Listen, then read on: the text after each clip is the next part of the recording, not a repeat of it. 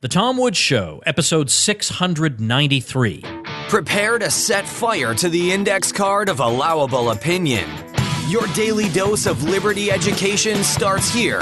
The Tom Woods Show. Folks, if your email inbox is running your life, it's time to get your sanity back. Do what I do and use SaneBox. That's SaneBox. Get a 14-day free trial at sanebox.com/woods. Hi, everybody. Tom Woods here.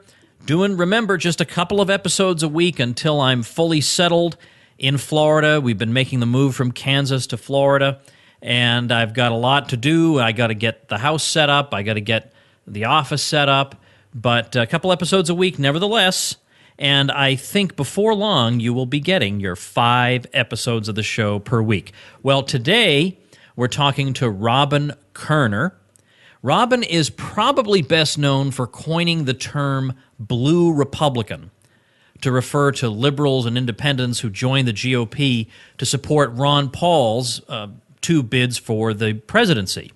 Well, he's also something of an expert on the art of political persuasion, with a special emphasis on how the brain works and how you're more likely to be successful in bringing people over to your point of view. And he's got a brand new book called If You Can Keep It: Why We Nearly Lost It and How We Get It Back. He was educated at Cambridge University, where he holds 3 degrees in physics and in the philosophy of science. You can check him out at robinkerner.com, and Kerner is spelled Koerner. Robin, welcome to the show. Good to be with you, Tom. This is a privilege. Thank you. You are covering a lot of different topics in this book, If You Can Keep It. So before we dive into the specific ones, what's the big picture of the book? What are you trying to paint here, and what do you want people to walk away from this book with? Okay, you're right. So the book has a huge arc, right? It really does. Your listeners will not need telling, no doubt, Tom, that we have seen our rights be whittled away quite extremely now. And, you know, it's there in the Declaration in the Constitution that it's up to we the people to prevent that from happening.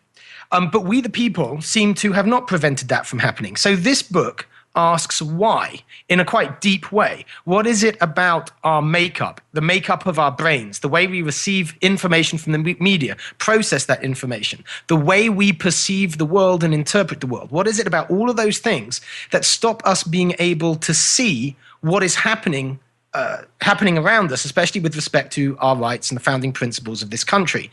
And why is it that a lot of us actually know things that are wrong? And the reason I'm writing a whole book on that is, if I can get the liberty movement to read this book and understand this stuff, they're going to understand better how to show what is so, right? The ways in which we are losing our rights and the solutions that we need to implement society-wide. They're going to be better able to show those solutions and engage other folks in those solutions. In other words, we the people will start to be more effective in maintaining or regaining, depending on how you look at it, our rights. All right. Well, fair enough. Now let's get into some specifics here. You talked about the way we think, and this affects how easy or difficult it is to get people to think differently from how they currently think. Right. And you mention in here you have a reference to the Thomas Kuhn book, The Structure of Scientific Revolutions. You talk about paradigm shifts. You have that, I was telling you before we went on, that interesting playing card experiment that I hadn't heard about before. Explain, I hate the word paradigm, it's just an annoying word, but it is a helpful concept for this. So Explain what that's all about, and throw that playing card example in there, because I like that. Okay, so this was an experiment called the Perceptions of Incongruity experiment that was done in Harvard, I think the end of the 40s. And what they did was they flashed at speed playing cards to subjects, to participants. And the participants simply had to read out what they were seeing, right? So 6 of hearts, 7 of clubs, 3 of spades, whatever. Now, what the participants didn't know was that after they'd been doing this for a while, the red and black colors in the cards were switched. So there'd be a 7 of hearts, but it was black, or 3 of spades, but it was red.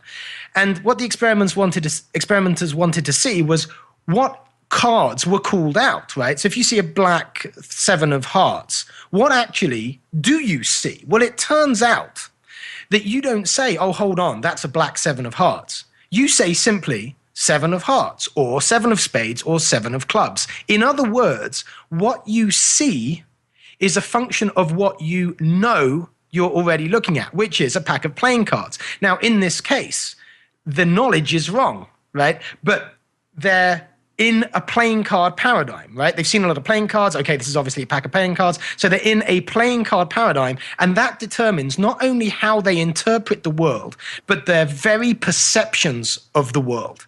And of course, this is critical in politics. And the other interesting thing about this experiment is that the participants were hooked up to equipment that was registering their physiological stress responses. So looking at sweat and current on the skin, heart rate, and things like that. And as these folks were shown playing cards that were not, that with the colors switched, they were consciously seeing something that wasn't there. And their bodies were registering stress. And the stress went rose and rose and rose. And this shows that we are very firmly kind of wired, made to kind of stick in our paradigms, right? And we don't want to change what we know. And I go into this in more detail, like neurologically as well. Now, what happens, of course, eventually is that the rate at which these cards are shown is slowed down, and people get more and more uncomfortable, but they don't know why. Until eventually, looking at a card long enough, they go, oh, hold on, that's not a real card. That's a black 7 of hearts.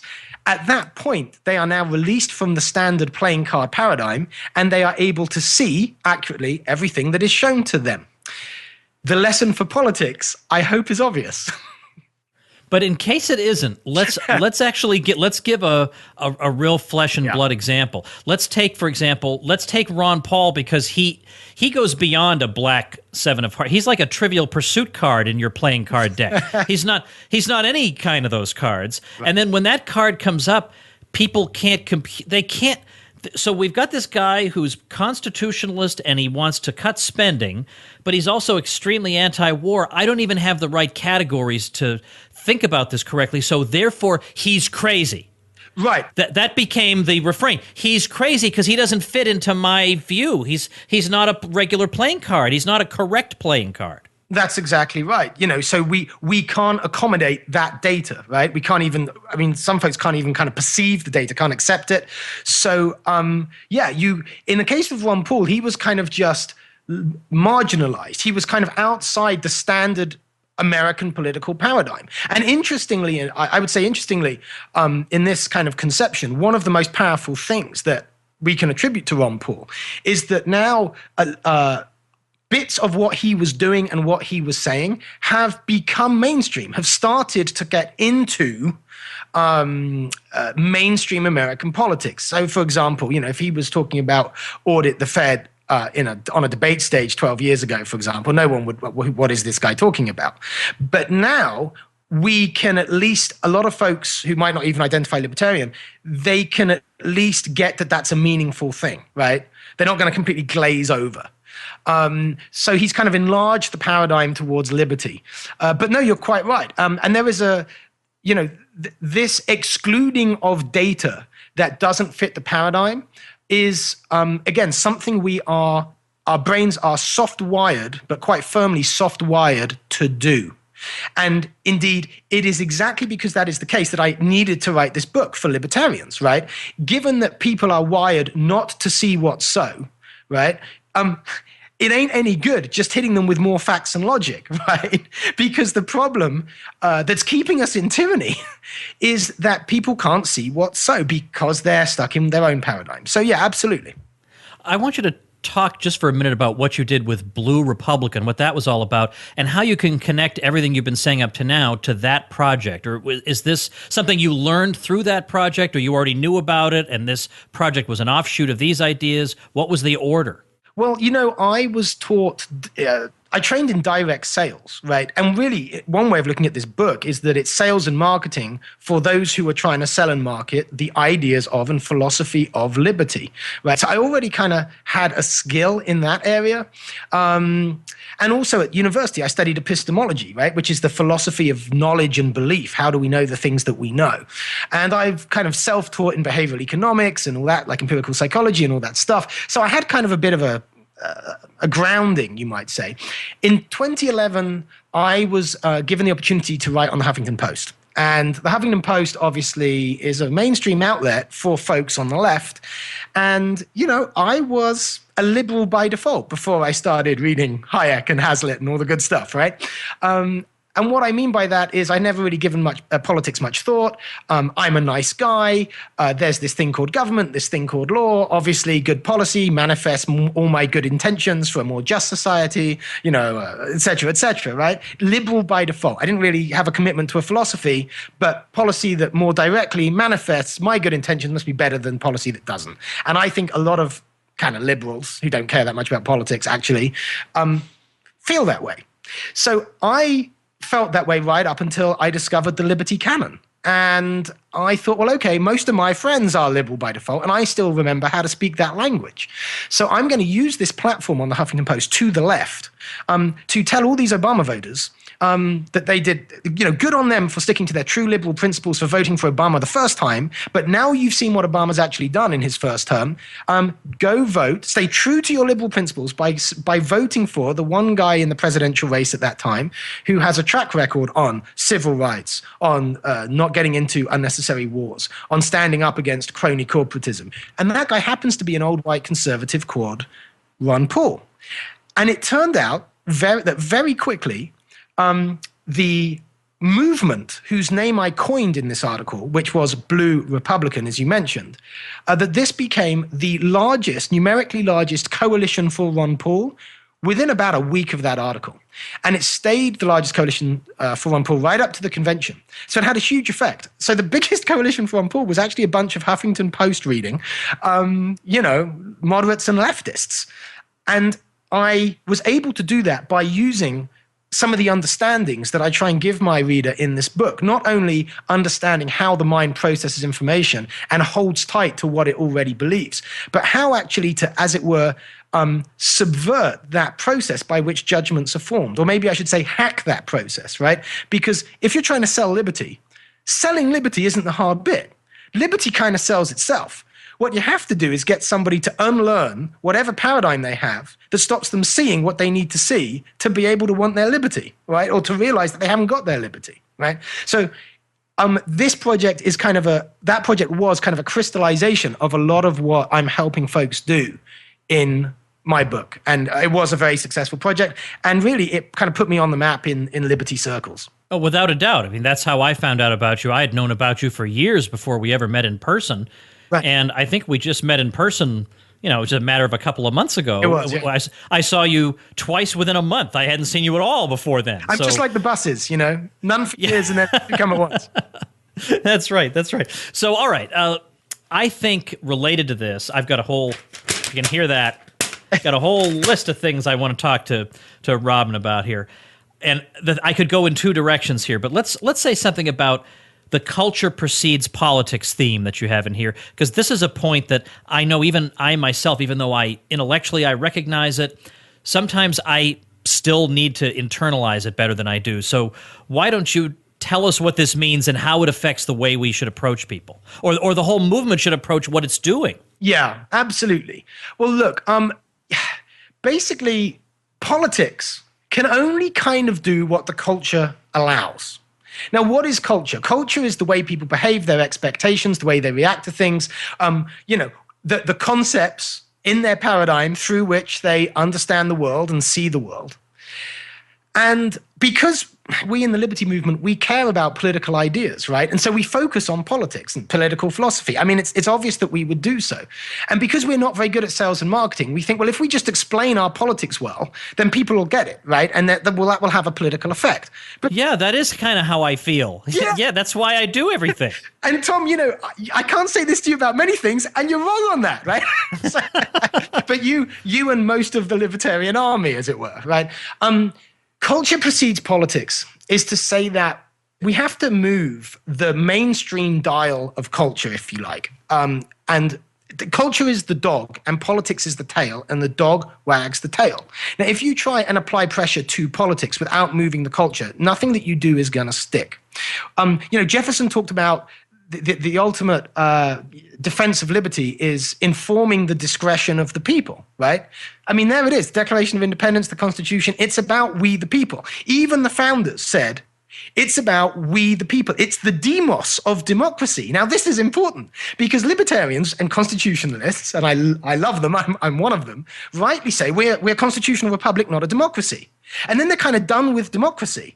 Well, yes, but also kind of no, because with a small d, right, our constitutional republic sits on democracy in this sense that it is up to the kratos of the demos, the power of the people, right, must be exerted to make sure that these rights that are enumerated in the Constitution just aren't words on a piece of paper. It's actually what people do, what people demand. It's that we have to move to ensure that the politicians have to comply, right? That politics, I mean, look, America's an interesting situation because it's basically a two-party system, right? And in a two-party system, if libertarians can get a kind of a different relationship with democracy, they might do a lot better. Because if you control the middleman, if you have a spectrum of left to right, and you control the middle guy or that small chunk in the middle, then you have the power to take away wins from the left and from the right. And if we as a movement can make the enlarging independent middle, skeptical, disaffected middle of American politics that doesn't identify Republican or Democrat anymore, if we can make them basically constitutionalists or classical liberals or libertarians or whatever you want to call it, then we can start moving the dial of culture, and politics will follow. Politics always follows. You know, and in a way, maybe we are kind of victims of our success being Americans with our glorious Constitution. Because I think a lot of folks say, well, you know, it's all in the Constitution, so kind of the work's done. Well, the work isn't done, because the first words, we the people, are what it all sits on. And moving we the people means moving culture. Okay, so how would you recommend that people do things differently from how they're doing them now? Give me a specific example. Okay, so all salesmen know this, that a sale is not made through facts and logic, right? Facts and logic only really work in changing somebody's mind when you are asked for them, right? And this comes down to a misunderstanding because we think that judgment, the forming of judgments and the justifications we use for our judgments are the same thing, and they're absolutely not. They're completely different processes in the brain. And we all sincerely believe that the reason we have our judgments is whatever reasons we give when we're justifying them to folks. But it turns out that 90% of how we get to our truth is nothing to do with the actual logical reasons that we fit post hoc to justify the truths that we end up at. There's a great quote, I can't remember who said it, but it goes, you can only find truth with logic when you've found truth without it, okay? So you've got to understand the process by which people do change their minds. And so I'm explaining about paradigms because how do you hack a paradigm? Well, a lot of it is, of course, finding common ground, right? So instead of explaining, okay, here's why you're wrong. Look, this is the way it is. What you're much better off doing is finding the thing in your opponent's worldview that you can authentically consent to or assent to, and actually form some kind of relationship on that common ground. Because what you're trying to do is move the bar that somebody's going to have when listening to you espousing your libertarian views. Move it from, must I believe this? In other words, I'm disposed not to believe what this guy is telling me, to can I believe this? Which is, I'm disposed to believe what this guy is telling me. And I'm going to do that for emotional reasons. Emotional reasons. Along the lines of, do I identify with this guy? And this is where we get into the culture. Because identify with this guy means, Can I imagine what it's like to experience the world the way he experiences it? Do I trust this person's moral motivations? And you start to establish those things by having human connections. And a prerequisite for having human connections is not to go into, is not to try and win an argument, but try and win a supporter, try and win a friend. I say it's more like going on a date than winning a debate, right? So these are the kind of things that I'm talking about. And if we can reflect back on our culture, elements of the culture that people are already comfortable with and participating in, then we do not seem alien, which means that bar is moved from must I believe these guys to can I believe these guys? And when that bar is moved down, when there is that kind of emotional connection, then actually the accuracy of the argument becomes much less important. It is about human connection. It's about not alienating ourselves from all those crazy socialists, for example, or the liberals by default, or the neocons, because we all have the same kind of psychodynamics, right? We all love our children. We all get scared and angry by the same thing. For example, injustice. What's Trump doing on the right here? What did Nigel Farage do in England so successfully, right? We've just had Brexit, a huge win for liberty in Europe, maybe the biggest in 43 years since the British have been in Europe, right? What these folks have done is they have reflected back a sense of injustice that was there in the culture, right? Not telling people what they should think about it, but just reflecting it back. They already had it, okay? So if we can start to do that and show people, look, we get you because we care about the things you care about. At that point, they will want to hear our solutions. But you see, we do the emotional, the cultural connection first. I want to give some kind of testimony from my own experience in this regard, and we'll do that after thanking our sponsor. All right, if you're like me, you're overwhelmed with email. You get more email than you can possibly deal with. It's constant. It never ends. You wake up in the morning and somehow you got 50 emails while you were asleep. Can't possibly keep up with it all. What in the world are you going to do? Well, lose your mind is one possibility. But another possibility is a thing I use myself and I can't possibly function without anymore. And that is SaneBox. SaneBox automatically separates out the stuff I actually need from the stuff, well, let me put it politely, I don't really need. That way I can scan it a lot faster, do what I need to do a lot more quickly, and I can clear out my inbox every day using all the little tricks they have. For instance, if there's some email that I know I'll be in a better position to deal with in a couple of days or a week or whatever, I just have SaneBox resend it to me at that time. And then it's out of sight. I don't have to worry about it anymore. Fantastic. Get a 14-day free trial at sanebox.com/woods. And if you decide to stick with it, you automatically get a $25 Tom Woods Show discount. Don't let another moment of your life be stolen by too much email. Check it out at sanebox.com/woods. All right, I'll tell you where I've had the most success and where I've had the least success. The least success is in my Twitter debates with people. But, you're arguing 140 characters. There's no room for nuance there. I think it's just entertainment for your troops, and it's a scorched earth policy, and that's just the way it is. But thankfully, the rest of life is not like Twitter. So I've had a lot of success bringing people over who used to be like me. And I think that's because of the reasons you've been describing. That right. I can credibly put myself in their shoes because I was in those shoes. And I can say, I used to listen to the same radio people you listen to. I used to draw the same conclusion that you do about a lot of things. And even today, I have some things in common with you. And I also know a lot about conservatism, and I know what the basic principles are. Now, here's the problem, I would say. I don't think you're being fully consistent in living by those principles if you're going to accept A, B, and C. And this is why I had to stop being in that kind of circle and move into something else.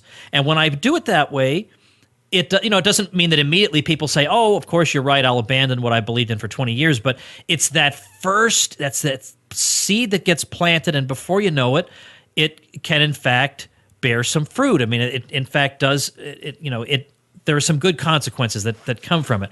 I will say, though, that there are times when, in my case, I was benefited when somebody was simply very, very blunt with me and said, look, this is just wrong and evil and backward, and you shouldn't be doing it, and you should be ashamed of yourself. I mean, that has worked with me. It isn't just well, they got to massage me a little and, buy me a glass of wine or whatever. Sometimes the sledgehammer has also worked for me. Well, I mean, sure. And, humans are complex, and we're, in 25 minutes, we're discussing generalities here, right? So, yeah. I would say, though, probably the guy who said that to you, that was able to work because you hadn't already decided he was evil.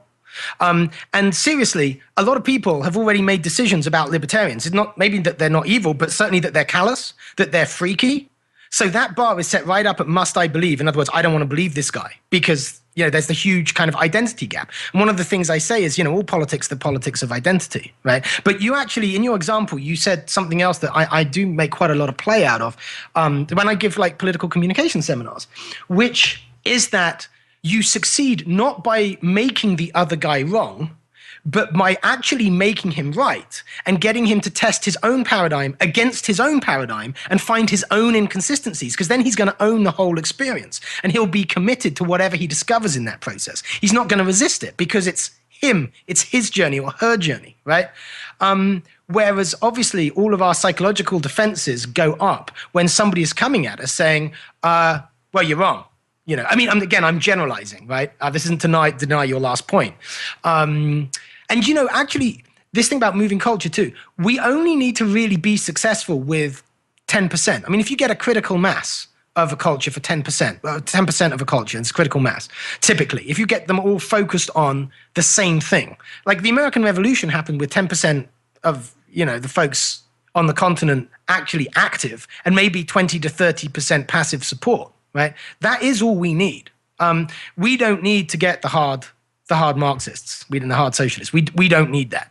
But no, obviously, what you're talking about there as well, Tom, is the salesmen say seek first to understand before seeking to be understood, right?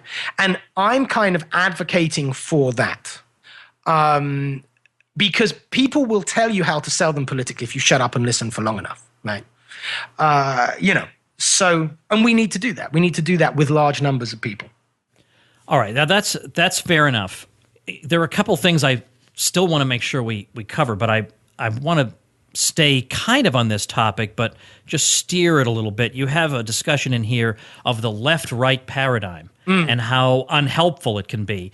And I was telling you that sometimes I agree with you and sometimes I don't. I go back and forth on this. Sometimes I say people are so stuck in this. I mean, they're more stuck in a Democrat-Republican paradigm than strictly a left-right paradigm. And that is very frustrating because it means that their candidate, they let off the hook and the other candidate is terrible. And if they switched what each candidate had done, they would have no problem then currently defending the other person, right? With the same, and that is very frustrating and annoying, and it also limits the way they can think. They feel like there are two ways to think in the world: this way and that way, and there are a lot of ways to think. So that is frustrating. But I don't like when people say it's because there is no such thing as left and right. Clearly there are. I mean, I'm telling you that the Habsburgs, compared to Lady Gaga, they were on the right and she's on the left. Those terms do mean something. Yes, absolutely. So I use the left-right. I consider the left-right paradigm as kind of a hugely important political example of this problem of paradigms, right? That we see the world, and by the way, the media sees the world not as the world is, but in a way that that reflects the prevailing paradigm, right? And the thing about paradigms is they always cause you to see data in a way that reinforces the paradigm. Okay. Now, with respect to left and right, here's an interesting thing. Most people have had this experience. If they have friends on the left and friends on the right, that they know that their friends on the left think that their friends on the right are basically bad, callous, not really caring. But the friends on the right think that their friends on the left are what? Those things or something else? Actually, usually something else. People on the right often think that folks on the left are stupid. Not bad, but stupid, right? So what is it? What's going on here? Because there's an asymmetry here, So, and if you can understand this symmetry, you can understand a huge amount about how you need to sell your product of liberty differently to the left from selling it to the right. Now, what's going on, again, to a first approximation, because we don't have a lot of time, is that the politics of the left are the politics of good intention, kind of as I described earlier in this interview, right? Liberal by default, there's this thing called government, there's this thing called law. Obviously, good policies will more directly manifest good intentions. And now, if I'm on the left and I experience my support for a policy as coming from my good intention, and I see you disagreeing with the policy, then from my paradigm, my understanding of you is that you obviously don't have the good intention I have. So I'm now making some inference, but I'm making an inference about you from my paradigm. But my paradigm isn't the one you're working in. Because if I'm on the right, I may not believe, I probably don't believe, that government and law kind of works in the way that my friends on the left think. In other words, I might believe that the method of imposing the policy through government, force, law, is going to determine the outcome more than the intention of the policy. Okay, so I'm judging policies by actually looking, perhaps by looking at history, but looking at policies and saying, okay, this kind of policy gets this kind of outcome. And the outcome may not be obvious from the intention that went into the policy. So I'm looking at my friends on the left and I'm going, why can't they see that? Why can't they see that if you do this, you're going to get this outcome? My God, they must be stupid. Can't they look at facts, right? So the guy on the left is working on a moral kind of intentional axis. That's their politics. But the folks on the right might be working on a more kind of functional axis with their politics. Now, if I know that I'm going to be using different vocabulary and different arguments when I speak to the folks on the left and folks on the right. I'm going to make those people feel comfortable with me in very different ways. And indeed, I make the point that we shouldn't actually be seeking to win arguments. We should be seeking to win supporters. And they are very different processes, largely because the judgment-forming process and the post hoc justification process, as I discussed earlier, are very different. Just because of the time limitation, I want to jump to something completely different. I just want to give you a chance to mention, because I think it's a nice discussion you have in the book, your discussion of liberty as a political manifestation of love. I was struck by the way you accomplished that. Thank you. Yeah, look, it works like this. And I think this is super. The reason I put it in this book is we all have an experience of love.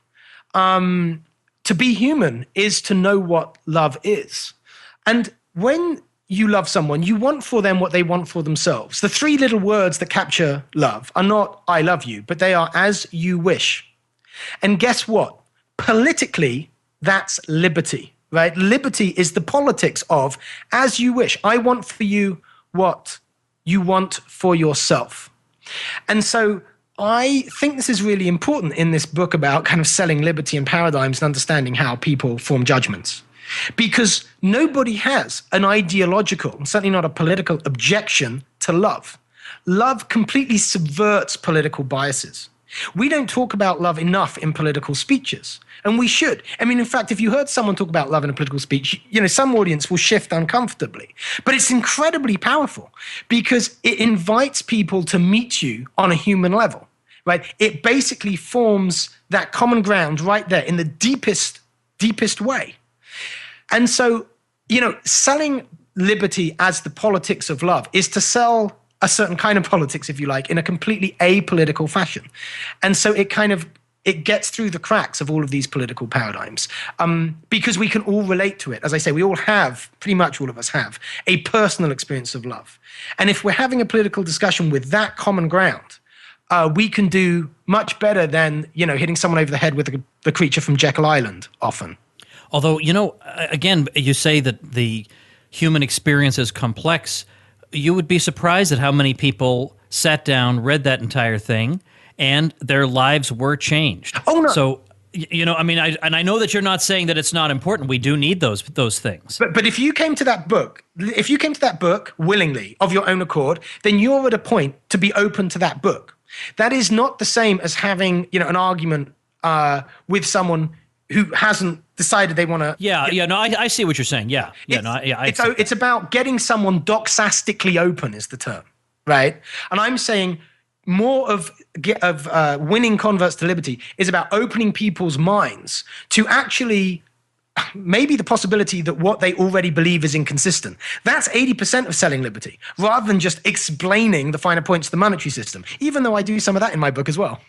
All right, well, let's leave it here. Tell people how they can get this book. Thanks so much, Tom. Yeah. So the best way to get it is to go to ifyoucankeepit.us. Ifyoucankeepit.us. It's also available on Amazon, but if you go to ifyoucankeepit.us, I will personally sign the copy to you.